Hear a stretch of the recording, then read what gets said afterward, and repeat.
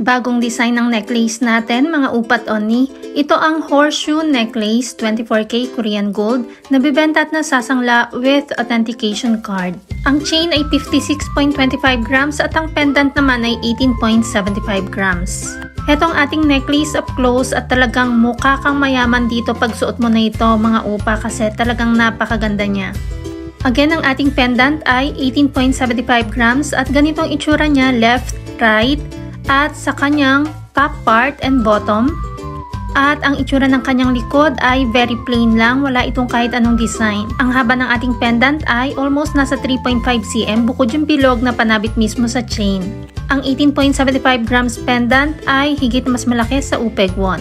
Ito naman yung itsura ng ating chain at talaga namang napakaganda niya. Ito ay 56.25 grams, 55 cm at pwede rin ito sa 26.25 grams minimum. Ang 56.25 grams ay nasa 5 mm ang lapad. Ito ang kanyang 18K Korean gold lock.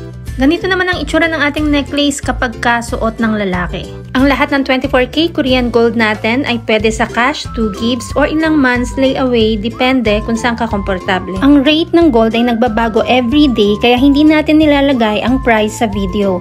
Kung gustong malaman ang updated price, mag-inbox kay Michelle Yu sa Facebook at subscribe ka na rin sa ating Mabenta KR Jewelry YouTube channel para updated ka.